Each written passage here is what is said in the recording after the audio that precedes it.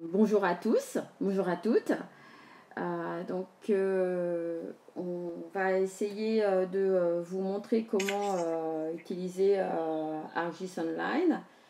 Donc, vous êtes là parce que vous avez répondu à l'enquête ArcGIS Online pour pouvoir participer à cette formation.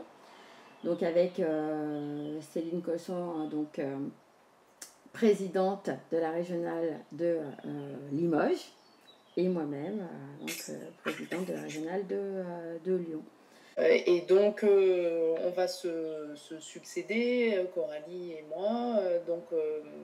L'objectif, hein, c'est de vous montrer de A à Z comment utiliser quelques applications d'ArcGIS Online, mais de façon la plus simple possible pour que vous puissiez tout de suite réaliser une enquête, une carte et un tableau de bord donc sur un sujet qui vous intéresserait par rapport à votre enseignement. Donc voilà comment ça va s'organiser. Et donc c'est Coralie qui démarre, donc je lui laisse la main. Merci Céline. Donc ici, vous êtes sur le site ArcGIS Online qui est dédié à la PBG. Et donc, vous voyez qu'il y a un bandeau supérieur. Le point de repère, c'est l'accueil. Voilà, c'était bien nommé. L'autre point de repère, c'est les 9 petits points où vous avez les applications diverses et variées d'ArcGIS Online. Comme l'a dit Céline, nous aujourd'hui, on va vous montrer que 3 applications. Donc l'application pour faire des enquêtes, celle à laquelle vous avez répondu, donc Survey 1, 2, 3.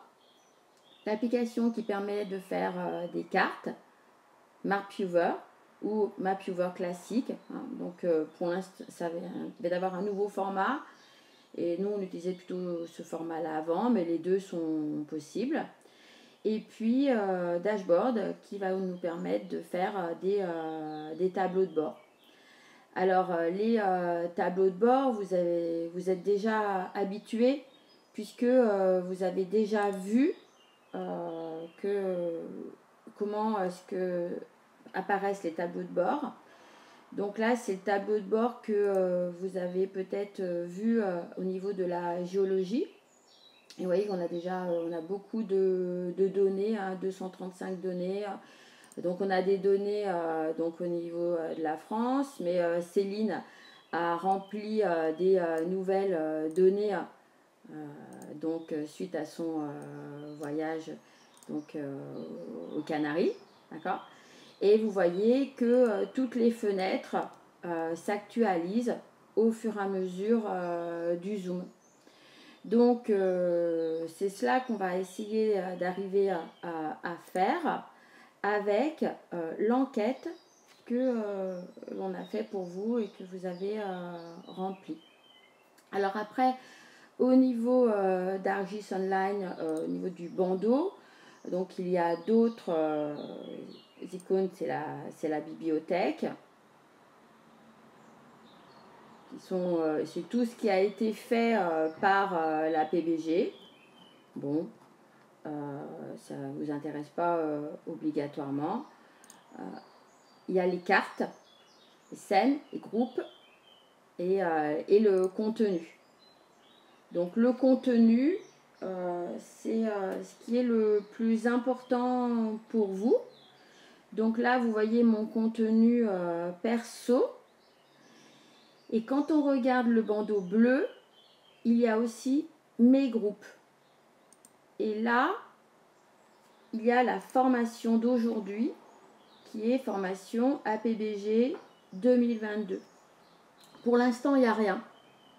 Et l'idée, c'est que à la suite de cette petite présentation, il y ait le résultat du survey, donc de l'enquête, la carte et le tableau de bord qu'on va essayer de faire en live devant vous. Voilà. Donc, on va partir, enfin c'est Céline qui va le faire, on va partir de Survey 1, 2, 3. Quand vous cliquez dessus. Voilà, vous voyez que ce sont, là vous avez, on voit qu'il y a 27 personnes qui ont répondu donc à l'enquête qu'on vous a proposée. Et puis il y a aussi d'autres enquêtes qui ont été faites par David. Et donc Céline va vous montrer comment on crée une nouvelle enquête.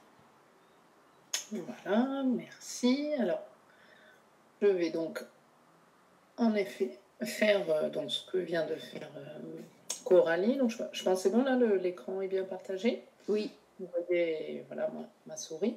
Donc, en fait, toutes les applications liées à Argis Online, hein, vous avez vu, elles sont dans cette icône avec les 9 petits carrés.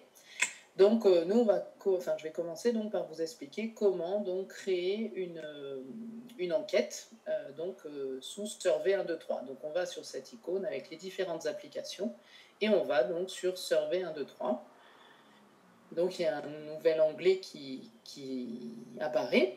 Et donc, on va créer une enquête. Alors, très simple, hein, juste pour vous montrer le principe. Et puis, ensuite, comment on peut l'utiliser. Donc, à chaque fois que vous ouvrez ça, en effet, là, vous voyez que vous pouvez toujours sélectionner ce que vous voulez voir quand vous voulez en rechercher, par exemple. Donc là, c'est toutes les enquêtes. Donc, ça veut dire que c'est toutes les enquêtes de Argis à PBG. Par contre, vous pouvez, vous pouvez uniquement mettre celles que je possède, donc celles que vous avez créées. Donc là, j'en ai qu'une, hein, celle que vous aviez remplie donc, au moment des journées nationales, là, de novembre ou juste après. Et puis donc, avec celle que je vais créer devant vous aujourd'hui, forcément, tout à l'heure, j'en ai une deuxième qui va apparaître. Sinon, vous voyez qu'on a accès aussi à d'autres enquêtes éventuellement, si les droits ont été donnés. Donc ça, je vais vous montrer justement comment on les définit, ces droits. Donc, nous, on crée une enquête de toute pièce, donc nouvelle enquête. Alors là, vous avez plusieurs possibilités. Celui qu'on va utiliser, nous, qui est le modèle le plus facile à prendre en main, donc c'est l'enquête vierge. Donc, on va créer intégralement. Donc, prise en main. Et on va pouvoir créer notre enquête.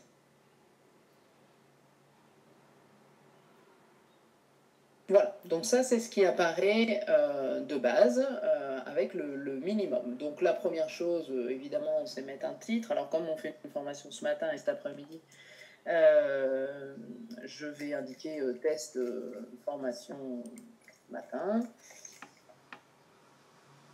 Ensuite, ce titre-là, c'est celui qui va apparaître donc...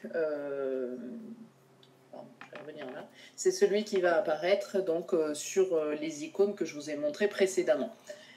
On peut mettre le même donc, au niveau du titre de l'enquête elle-même. Donc ça, c'est le titre qui apparaîtra quand vous cliquerez sur l'enquête et donc tout en haut. Donc généralement, on met le même. Donc, vous voyez qu'à chaque fois, quand on va réaliser l'enquête au fur et à mesure, en fait, vous voyez que tout se fait au milieu, là. En sélectionnant les différentes lignes. Et à droite, vous avez tout ce que vous pouvez faire sur chacune de ces lignes. Donc là, par exemple, pour titre de l'enquête, je clique ici, et puis donc, là, j'ai fait un copier-coller, et je colle donc le titre principal que j'ai indiqué. Vous voyez qu'on peut ajouter une image, si vous souhaitez qu'il y ait une image qui apparaisse. On peut bien sûr changer la couleur... dans Apparence, vous pouvez changer la couleur du fond de l'enquête, la couleur des bandeaux, etc., etc. Bon, nous, en ce qui nous concerne, par défaut, c'est du vert, un vert qui se rapproche fortement du vert à PBG qu'on connaît bien, donc évidemment, nous, on ne va pas le modifier. C'est comme ça de base et ça nous convient parfaitement. Voilà, donc au fur et à mesure, l'enregistrement n'est pas automatique. Donc je vous conseille qu'à chaque fois que vous créez une nouvelle question, par exemple, ou que vous avez modifié quelque chose, vous voyez qu'en bas à droite, vous avez enregistré. Donc n'hésitez pas à le faire régulièrement, comme on a l'habitude de le faire avec n'importe quel fichier. Bon, ça, c'est le début. Là, on va donc ajouter des champs à cette enquête, des questions à cette enquête. Juste avant de faire ça, vous voyez que sur le bandeau donc, principal, tout en haut, là, il y a plein de choses. On ne va pas avoir le temps de rentrer dans le détail aujourd'hui.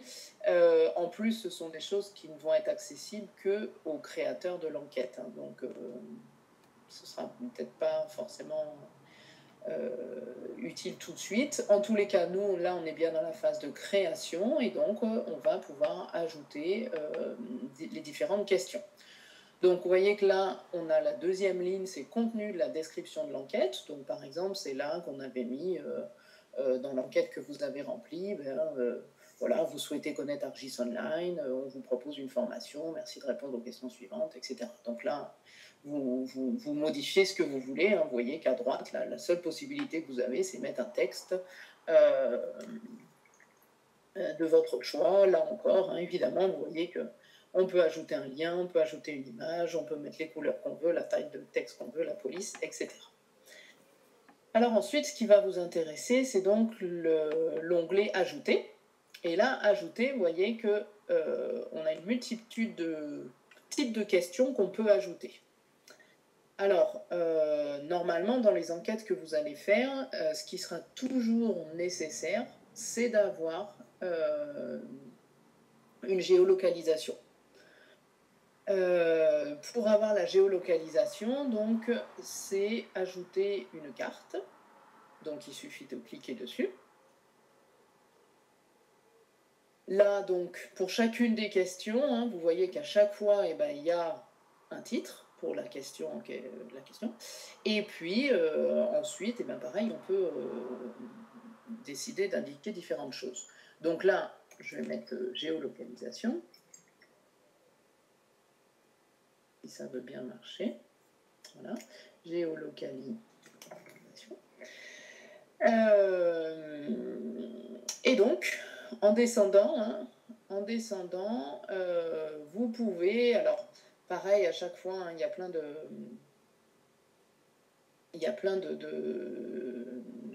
possibilités. Alors pardon, c'est que j'ai pas la géolocalisation activée sur mon ordinateur. On va revenir chez nous par là, voilà. Donc là encore, hein, suivant ce que vous souhaitez, vous pouvez sélectionner différentes choses. Par défaut, vous n'avez pas de choses à faire particulières, c'est-à-dire que dans cette question-là, si vous n'indiquez rien d'autre, quand vous allez répondre à cette question, il suffira que la personne fasse géolocalisation et ce sera enregistré de façon automatique. Donc en fait, il n'y a pas grand-chose à faire, si ce n'est, pour cette question-là, en tous les cas, je vous conseille de la mettre toujours en question obligatoire, parce que comme ça, vous aurez vraiment la carte avec la localisation des personnes qui auront répondu à votre enquête. Donc, ça peut quand même être indispensable systématiquement. Sinon, bon, voilà, il y a plein d'autres possibilités comme à chaque fois, mais là, je vous donne le minimum. Donc, une fois que vous avez fait ça, vous voyez que c'est ajouté ici. Hein, on a une question supplémentaire, donc avec géolocalisation. Donc là, rien d'autre à faire. Donc, si je veux rajouter autre chose, on revient toujours à l'onglet « Ajouter ». Est-ce que vous m'entendez toujours bien? Parce que mon ordinateur se met à mettre en route le ventilateur. Oui, moi je t'entends très bien. Bon, d'accord. S'il y a un bruit de fond, c'est le ventilateur qui s'est mis en route. Ok. Donc, après, voilà, vous avez plein de types de questions possibles. Hein, donc, le plus simple, c'est une question avec juste un texte uniligne. Hein, donc, ça peut être n'importe quoi. Dans quel cadre remplissez-vous cette enquête là, on peut ajouter des choses et puis laisser libre la réponse. Hein, et puis, donc, les personnes répondront dans ce cadre-là, donc, ou directement sur le site internet ou sur leur smartphone, directement sur l'application Survey 1, 2, 3. Donc là encore, hein, vous pouvez sélectionner si c'est une question obligatoire ou non, et si vous ne voulez rien faire d'autre, eh bien, on continue. Je vais juste vous en montrer encore une autre, ajouter, où là vous pouvez mettre donc des questions à réponse à choix multiples. Alors ça va se présenter de cette façon-là. Donc c'est par exemple ce que vous aviez pour dans à quel niveau enseignez-vous. Et puis donc là, vous remplissez, hein, donc collège, lycée, et vous voyez que ça apparaît au fur et à mesure. Voilà, là j'ai fait choix multiples, ça veut dire que dans la réponse, les personnes peuvent cocher plusieurs possibilités. Par contre, si je fais ajouter choix unique, vous voyez que je vais avoir la même présentation, sauf que là, dans la réponse, les personnes ne pourront en sélectionner qu'une sur les 3 ou 4 réponses que vous proposez. Donc, si je fais ça là pour choix unique, vous voyez que dans choix, vous pouvez très bien ajouter. Hein, donc, il y en a par défaut 3, mais si j'en veux 4, ou si j'en veux 5, si j'en veux 6, hein, il suffit. Vous voyez que c'est quand même très intuitif, hein, la prise en main. Et donc, vous avez juste à ajouter. Et puis, si j'en veux que 2, eh ben, j'en laisse que 2. Donc, vous pouvez absolument faire ce que vous voulez. Voilà, je pense que c'est pas la peine que je vous les montre tous. Hein, il y a peut-être il y a plein de possibilités. Franchement, c'est ça qu'on va le plus utiliser. Et peut-être le menu déroulant. Peut-être voilà, le menu déroulant, parce que du coup, ça fait des enquêtes qui ont une apparence plus courte. C'est ça. Voilà, donc en effet, quand vous avez plein de choix, il vaut peut-être mieux mettre menu déroulant, parce que vous voyez que là, là on a 3 choix. Si j'en avais 5, vous voyez que ça prendrait beaucoup plus de place, hein, sur l'écran. Quand on est sur le smartphone, c'est pas forcément l'idéal. Là aussi, vous voyez que forcément tous les choix apparaissent. Par contre, menu déroulant, évidemment, vous voyez que ça prend moins de place parce qu'il y a tout dans le menu déroulant. Et là, c'est le même principe. Là, en fait, hein, je vais avoir... donc les différents choix. Si je vais en mettre plusieurs, hein, je clique sur plus. Je vais enregistrer, ça fait un petit moment que je ne l'ai pas fait. Et donc, à l'écran, hein, ça apparaîtra sous cette forme-là. Et donc, en cliquant sur la flèche, eh ben, vous aurez les 7 possibilités. Mais au moins, sur l'écran, ça prendra moins de place. Ça, c'est donc le principe général. Je vous répète que vous pouvez faire toutes les apparences et toutes les couleurs, styles que vous souhaitez. N'oubliez pas donc à chaque fois, hein, quand vous êtes sur une question, de bien mettre la question, le titre, etc. Bon, de toute façon, ça se voit vite si on a oublié. Et puis, vous voyez que là aussi, forcément, elles se sont mises dans l'ordre avec lequel je les ai créées. Mais si je veux les réorganiser, hein, il suffit de cliquer dessus. Vous voyez que là, c'est la numéro 2. Je clique, je laisse cliquer. Et si je veux la mettre en 1, je l'ai juste glissé, c'est tout, hein, ou en 3, en 4. Voilà. Donc là, je veux la mettre en 1. J'ai juste glissé, je lâche, et ça se met en 1. Si finalement, je me rends compte qu'il y a une question que j'ai faite, et puis elle est redondante avec une autre, et bien, vous voyez aussi qu'à chaque fois que vous cliquez dessus, hein, il suffit de faire supprimer. Ou au contraire, si vous voulez faire le même type de question avec la même forme, vous faites dupliquer, et puis vous n'aurez qu'à modifier à droite ce que vous voulez modifier. Voilà, et là, bon, je ne vais pas vous montrer ça en détail. Voilà, donc ça c'est pour créer l'enquête. Donc là, quand vous faites juste enregistrer, c'est enregistrer sur votre contenu. Alors, juste pour vous montrer, je reviens donc à l'onglet ArcGIS Online et non pas l'onglet Survey. Donc je reviens à ArcGIS Online, je vais dans Contenu et par défaut, donc il y a par défaut, donc j'arrive dans Mes contenus. Et vous voyez que dans mes contenus, donc là, vous aurez votre login, donc prénom.nom-PBG. Et puis, à chaque fois que vous allez créer une enquête, et ben, de façon automatique, vous avez un nouveau dossier. C'est automatiquement classé, en fait. Vous avez un nouveau dossier survey avec le nom de l'enquête que vous venez de créer. Donc, je vous ai dit tout à l'heure, je vous ai montré, j'en avais qu'une pour l'instant sur ce compte-là, celle que vous aviez remplie vous-même. Là, on vient de créer ensemble la test formation matin 16 juin 2022. Vous voyez que j'ai un nouveau dossier qui est ici. Et donc, si je clique dessus, je vois apparaître donc, là en l'occurrence, deux fichiers. Donc le fichier forme, c'est en fait le fichier de l'enquête en elle-même. Donc si je clique sur ce fichier-là, en fait, ça va rouvrir l'onglet sur lequel je suis encore là, sur Survey 1, 2, 3. Donc ça, c'est si vous voulez revenir sur votre enquête et rajouter des choses, enlever des choses, etc. Et puis, et alors ça, c'est la base d'un SIG, ArcGIS Online. Donc le GIS, c'est alors GIS c'est en anglais, mais sinon en français, donc SIG, c'est un système d'information géographique. Et un SIG fonctionne toujours par couche. Donc c'est-à-dire que on va créer des cartes, puisque l'objectif, c'est géographique, donc c'est d'avoir des géolocalisations. Et ces cartes, en fait, vont être constituées de couches. Donc, il faut vraiment imaginer, ça je vais vous le montrer après, il faut vraiment imaginer les dépôts sédimentaires. On a le socle, ça va être le fond de carte.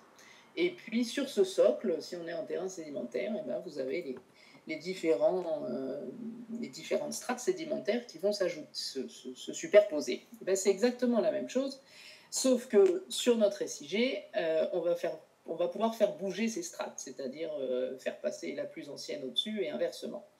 Mais pensez bien à cette histoire, le socle, c'est le fond de carte, et ce qui est au-dessus, qui se superpose, c'est des couches.